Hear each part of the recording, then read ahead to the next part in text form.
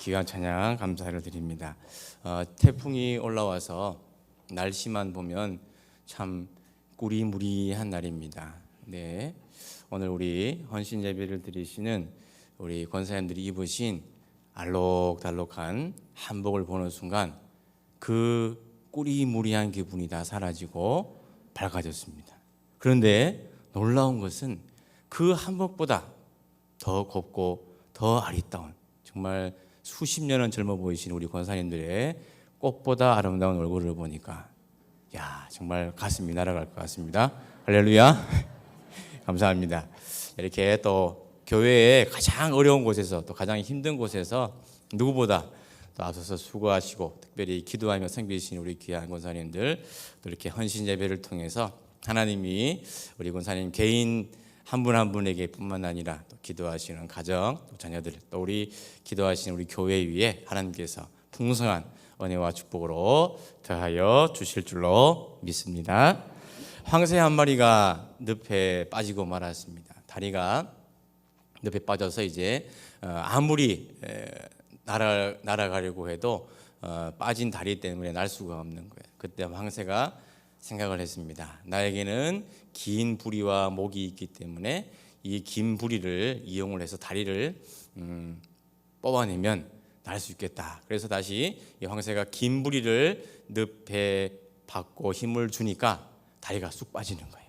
이제 날 수 있겠다 싶어서 날개를 퍼덕퍼덕 했는데 또 못 나는 거예요. 왜일까요? 부리가 박혀 있기 때문이죠. 그때 또 황새가 생각했습니다. 다리에 힘을 주면 부리가 빠져나오겠지. 그래서 다시 이 황새가 다리를 늪에 탁 내리고 힘을 주는 순간 부리가 쑥 빠졌습니다. 이제는 날 수 있겠지 하고 두 날개를 퍼덕였습니다. 날았을까요? 못 날았을까요? 못 날았습니다. 왜입니까? 다리가 빠졌기 때문에. 평생 그렇게 살았다는 얘기가 있습니다. 어느 한 가지 문제와 어려움이 지나고 나면, 해결되고 나면 또 다른 문제, 또 다른 어려움이 우리를 찾아오게 마련입니다. 고난에 관하여 잘 말씀하고 있는 욥기의 말씀을 보면 인생은 고난을 위하여 태어났다는 그런 고백이 욥기 5장 7절 말씀에 나옵니다. 우리 인생을 그렇게 비유한다면 너무 또 서글프고 또 암울합니다만은, 한편으로는 매 순간 우리에게 닥쳐오는 삶의 어려움과 문제들을 생각하면 또 그 말씀도 어느 면에서는 맞는 말씀이다 하는 그런 생각이 듭니다. 우리가 잘 아는 대로 야곱은 아브라함의 손자요 이삭의 아들입니다.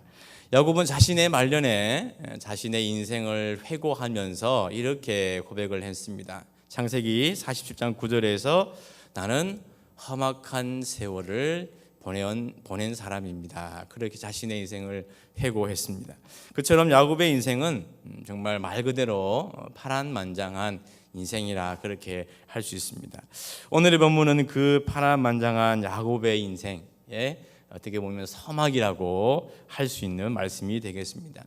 이전까지 야곱은 아버지 이삭 또 어머니 리브가의 스라에 살고 있었습니다. 그러나 형이었던 에서의 그 장자의 축복권을 가로챈 것으로 인해서 이제 어머니 리브가에 의해서 정말 떠밀려서 이제 자신이 살았던 그 고향의 집을 떠나야만 했습니다. 야곱이 살고 있던 그 브엘세바에서 외삼촌 라반이 살고 있던 하란까지는 서울과 부산을 왕복해야 하는 정도의 거리 정도, 약 한 800km나 되는 아주 머나먼 여정이었습니다. 그것도 형 에서를 피해서 도망가는 것이기 때문에 야곱은 도망자로서의 불안, 또 초조, 그리고 또 처음 가보는, 한 번도 가보지 않은 낯선 길에 대한 두려움이 야곱에게는 있었을 것입니다. 어느 것 하나 편치 않는 마음으로 길을 가고 있었습니다. 근데 해가 저물고 이제 더 이상 움직일 수 없는 그런 시간이 되었습니다. 변변한 잠자리조차 없었기 때문에 야곱은 그저 자신이 멈춘 그 자리에 있던 작은 돌 하나를 베개 삼아서 오지 않는 잠을 청하고 있었습니다.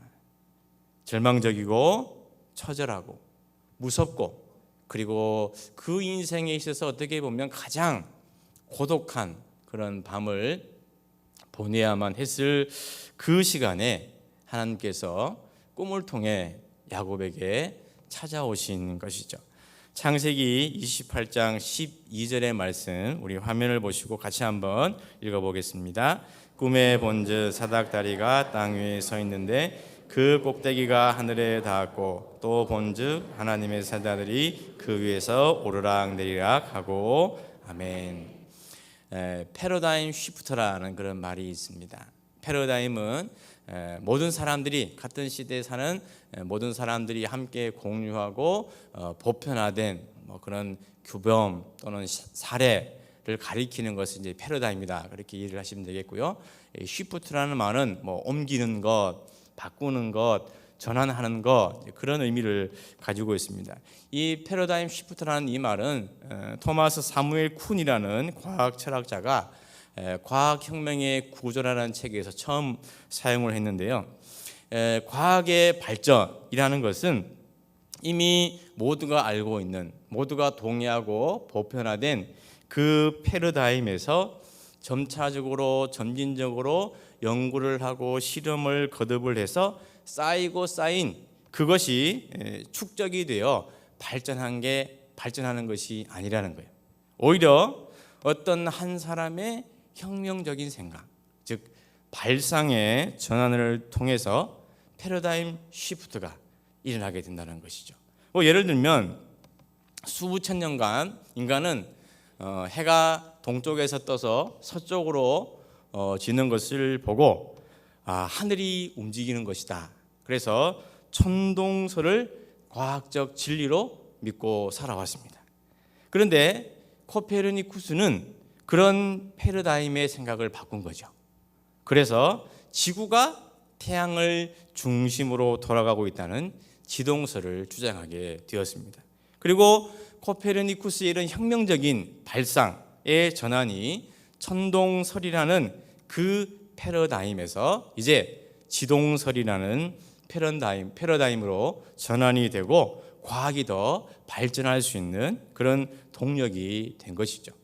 이것을 우리 인생과 우리 삶에 적용을 한다면 이 패러다임 시프트라는 말은 인생의 전환점 또는 인생의 터닝 포인트다, 그렇게 생각을 하시면 되겠습니다. 오늘의 본문에서 야곱은 이전에 익숙한 자신의 삶에서 새로운 패러다임의 시프트를 경험하게 되었습니다.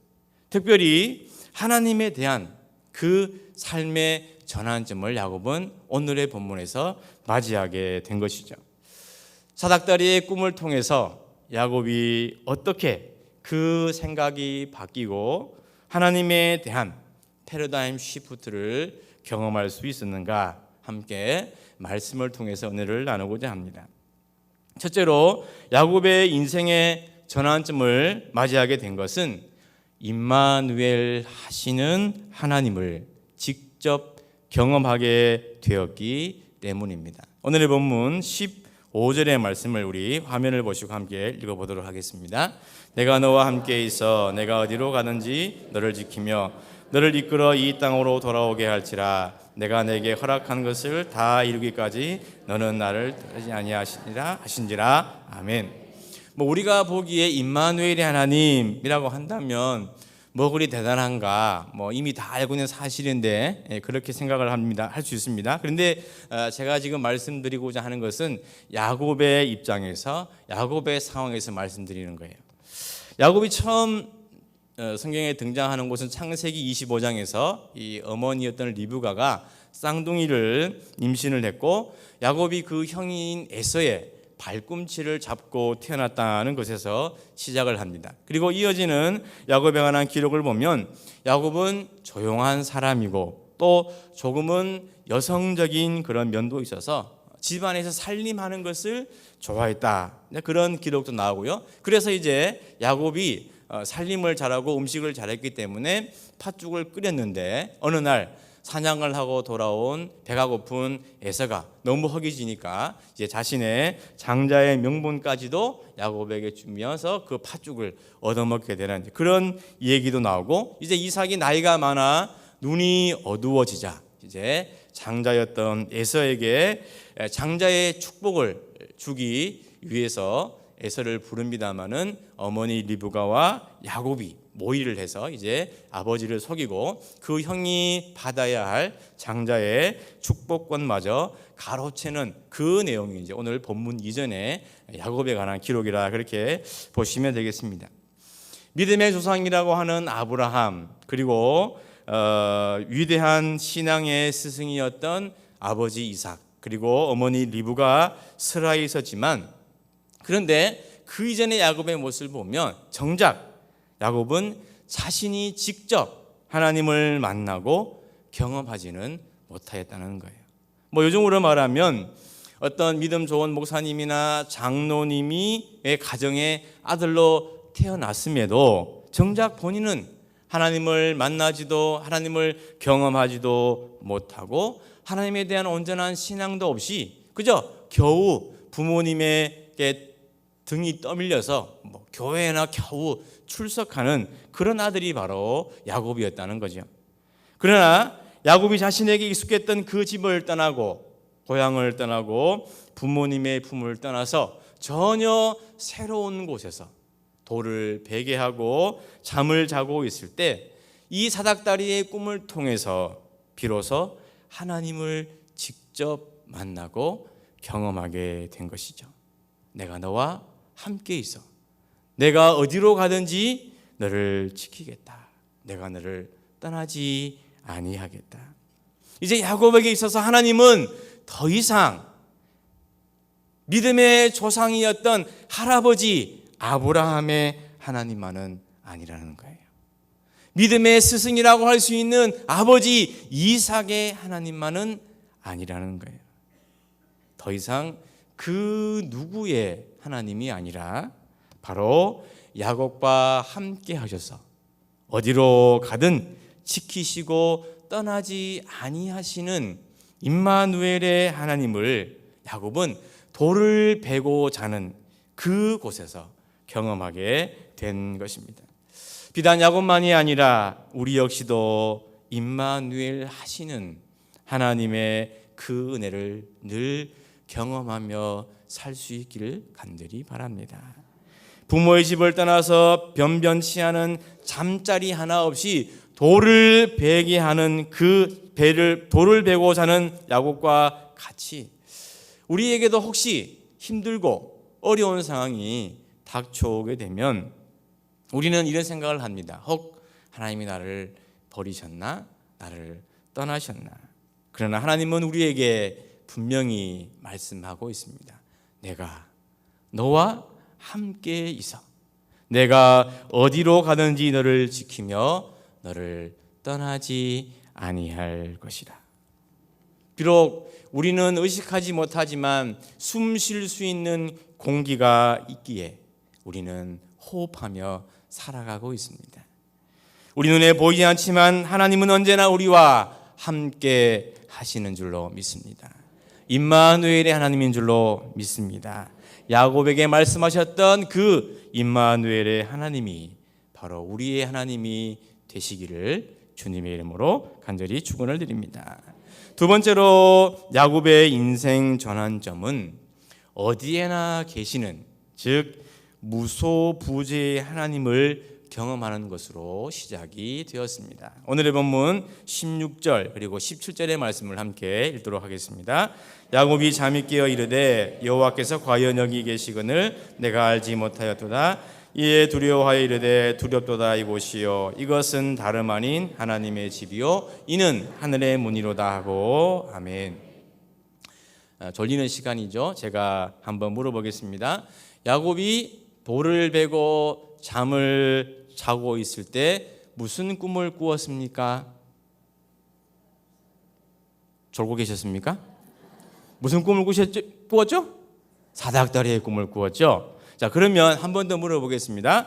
그 사닥다리는 누가 만든 것일까요? 예? 예, 뭐 다 알고 있는데 대답은 안 하죠, 그죠? 우리는 잘. 예, 왜냐하면 반점이라도 맞기 위해서. 근데 이제 이 야곱이 만든 사닥다리입니까? 아니죠. 예, 야곱이 그 사닥다리를 만들 수가 없었죠. 오히려 그 사닥다리는 하나님께서 하늘에서부터 내리신 사닥다리이죠. 본래 고대 사회에서 하늘과 땅은 단절된, 분리된 공간이라고 여겼습니다. 그래서 인간에게 있어서 이 하늘은 다다를 수 없는 영역, 초월의 영역, 신의 영역이라는 그런 생각이 있었습니다. 그런데 창세기에 보면 이렇게 땅과 단절된 그 하늘의 영역, 신의 영역에 감히 닿으려고 하는 시도가 있었습니다. 바로 창세기 11장에 나오는 바벨탑 사건입니다. 창세기 11장 4절의 말씀 우리 한번 같이 읽어보겠습니다. 또 말하되 자 성읍과 탑을 건설하여 그 탑 꼭대기를 하늘에 닿게 하여 우리 이름을 내고 온 지면에 흩어짐을 면하자 하였더니 아멘.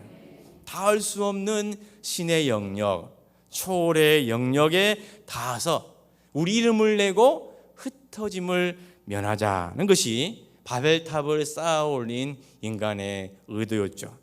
그런데 얼마나 쌓아 올렸겠습니까? 모르겠습니다만은 하나님의 영역에 닿으려고 하는 그 인간의 시도는 하나님께서 그 언어를 혼잡하게 하심으로 말미암아 무너지게 되었습니다. 이처럼 인간의 그 어떤 노력을 하고 인간이 그 어떤 수고를 한다 하더라도 결코 하늘에 닿을 수 없습니다. 더더욱 자신의 이름을 내고 흩어짐을 면하기 위한 인간의 탐욕, 인간의 욕심으로 쌓아올린, 욕망으로 쌓아올린 탑은 그 어떤 탑이라 하더라도 결코 하늘에 닿을 수 없는 것이죠. 그런데 야곱은 꿈에서 인간이 쌓아올린 그 탑이 아니라 더 정확하게 표현을 하자면 하나님께서 하늘에서 내리신 사닥다리를 보게 된 것이죠. 인간의 편에서는 도무지 닿을 수 없었지만 하나님께서 하늘에서부터 그 사닥다리를 내리셨기에 비로소 땅과 하늘이 이어지게 된 것입니다. 그리고 잠에서 깬 야곱은 16절 말씀에서처럼 하나님께서 과연 여기에 계시구나. 그리고 17절에서는 이곳이 바로 하나님의 집이요 이곳이 바로 하늘의 문이로다. 그렇게 고백을 하고 있는 거죠. 지금 야곱이 있는 곳은 어떤 웅장한 건축물, 화려한 건축물이 세워진 곳이 아닙니다. 아무것도 없는 광야요 빈들입니다. 겨우 베고 잘 수 있는 작은 돌 하나만 있을 뿐인 그 장소를 야곱은 하나님의 집이요 여기가 바로 하늘의 문이다. 그렇게 고백을 하고 있는 것이죠. 왜 그럴까요? 바로 거기에 하나님이 계시기 때문입니다. 바로 이곳에서 야곱은 언제나 임마누엘 하시는 하나님을 만났기 때문에 이곳을 하나님의 집이라 그렇게 고백을 했다는 거죠. 하나님의 집이라는 것은 하나님이 임재하시고 하나님의 백성들이 하나님을 만나는 장소가 바로 하나님의 집입니다. 비록 하나님의 집이라고 인간이 아무리 크고 화려하게 집을 지었다 하더라도 만약 그곳에 하나님의 임재가 없고 하나님의 영광이 없고 하나님이 함께 하시지 않는다면 그것은 결코 하나님의 집이라 할 수 없을 것입니다. 지금까지 야곱은 어쩌면 부모님과 함께 살았던 그 고향 집에만 하나님이 계신 건 아닌가라는 생각을 하고 있을지도 모릅니다. 하나님은 자신의 아버지였던 이삭과만 함께 하시는 하나님이다라는 그런 생각을 하고 있었을지도 모릅니다. 그래서 형을 피해 도망자의 신세로 전락한 자신에게조차 하나님이 찾아오실 리가 있겠는가? 찾아오실 리 없을 거야. 그렇게 생각하고 있었을지도 모르겠습니다. 야곱이 이런 생각을 품었을 것이라 추측할 수 있는 이유가 16절 말씀에 나오는데요. 16절 말씀을 다시 한번 띄워주시면, 야곱이 잠이 깨어 이르되 여호와께서 과연 여기 계시거늘 내가 알지 못하였도다. 여기서 이 우리말로 번역된 과연이라는 이 말은요, 뜻밖의 두려움이나 뜻밖의 감격을 나타낼 때 사용하는 단어입니다. 즉 야곱이 전혀 예상하지 못한 뜻밖의 상황이 생긴 것이고, 그리고 야곱은 하나님이 고향의 집만이 아니라 아버지에게만이 아니라 바로 자신이 있는 이곳에도, 이 빈들에도, 돌을 베고 자고 있는 이곳에도 하나님이 계시다는 것을 비로소 깨닫게 된 것이죠. 아무도 없는 황량한 들판에서, 그 누구도 없는 고독한 광야에서 야곱은 과연 여기에 계시는 그 하나님을 경험하게 되었습니다. 어느 곳에나 무소부재하시는 하나님을 만나게 된 것이죠. 하나님이 임재가 있는 곳이면 그 어느 곳이나 하나님의 집이 되고 하늘의 문이 된다는 영적인 경험을 하게 된 것입니다. 하나님을 사랑하시는 우리 귀한 믿음의 성도 여러분, 하나님은 그 어느 한 지역에만 국한되어 묶여있는 그러한 분이 아니라, 편협한 신이 아니라 우리가 가는 어느 곳이든 과연 여기에 계시는 무소부재하시는 하나님이신 줄로 믿습니다. 그런 인생의 패러다임 시프트를 경험한 그 야곱의 경험이 우리 삶 속에도 일어날 수 있기를 주님의 이름으로 간절히 축원을 드립니다. 마지막으로 야곱은 자기 중심에서 하나님 중심으로의 패러다임 시프트를 경험하게 되었습니다. 오늘 본문 20절의 말씀 같이 한번 읽어보도록 하겠습니다. 야곱이 서원하여 이르되 하나님이 나와 함께 계셔서 내가 가는 이 길에서 나를 지키시고 먹을 떡과 입을 옷을 주시어 아멘. 야곱이란 이 이름의 뜻은 발꿈치를 잡은 자, 그리고 속이는 자입니다. 정말 야곱은 그 이름의 뜻대로 태어날 때부터 형 에서의 발꿈치를 잡고 태어났고, 그리고 형의 배고픔을 이용해서 장자의 명분을 빼앗고 속이는 자이기도 했고, 마침내는 아버지도 속이고 형도 속여서 결국은 장자의 축복권마저 빼앗아 버린 사람이 바로 이 야곱이었습니다.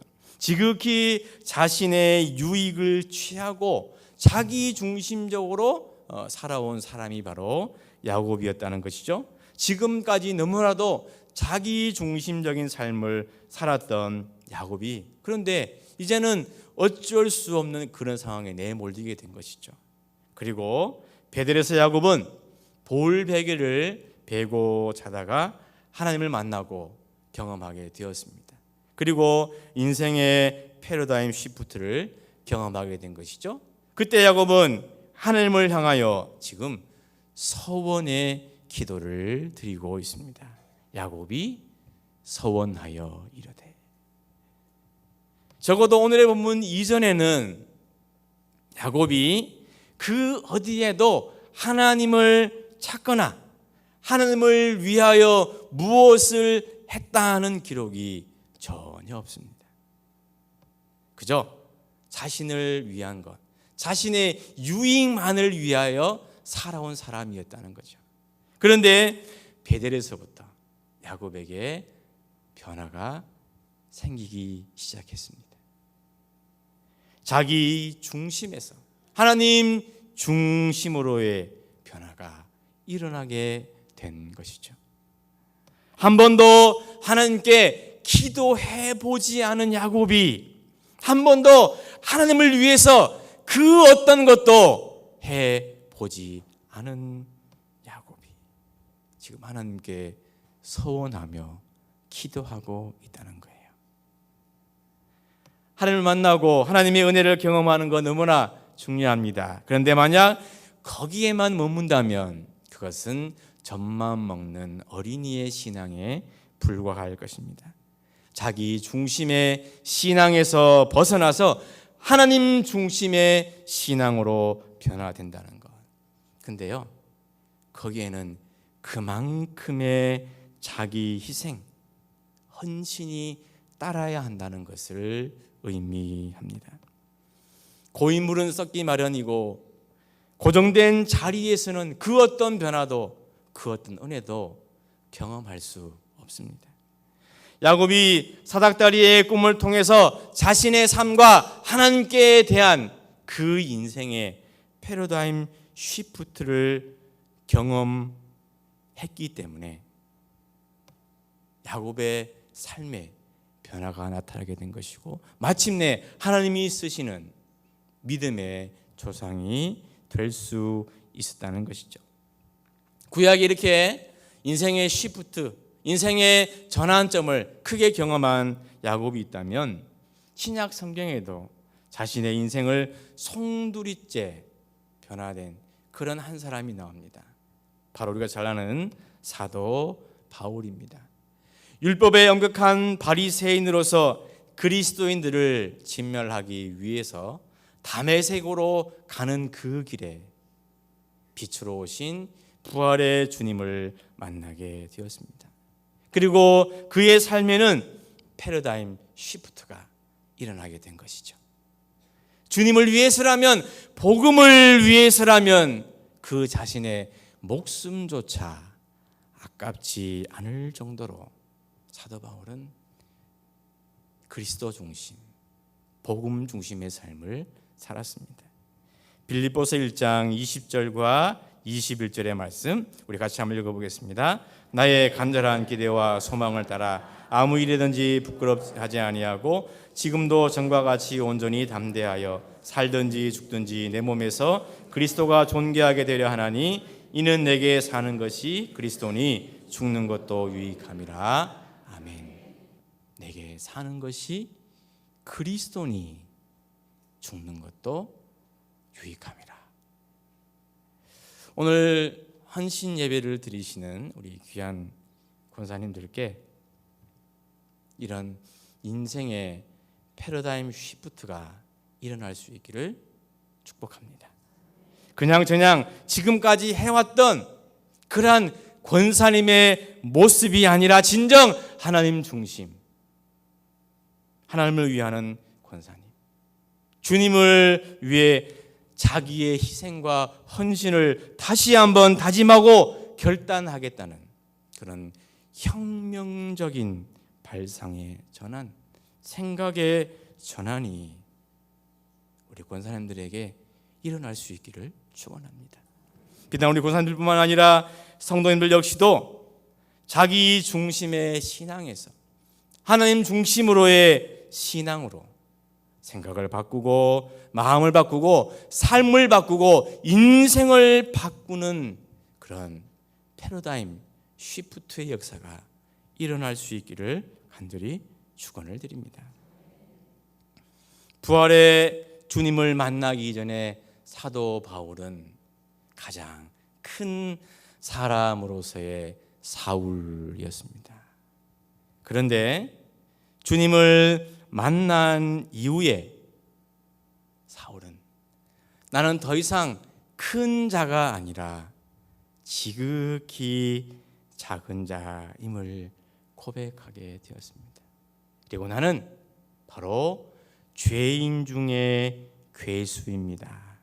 그렇게 자신의 인생을 고백하며 내게 사는 것 그리스도이기 때문에 그리스도를 위해서라면 죽는 것까지도 유익하다. 그렇게 고백을 하며 평생을 주님과 복음을 위해 살았습니다. 오늘 시간 그 사도 바울의 고백을 우리가 함께 찬양으로 드리기를 원합니다. 저는 지극히 작은 자입니다. 죄인 중에 괴수입니다. 그러나 주님 저를 부르셔서 주님의 귀한 믿음의 종으로 삼아 주셨습니다. 우리 함께 믿음의 고백으로 찬양을 드리도록 하겠습니다.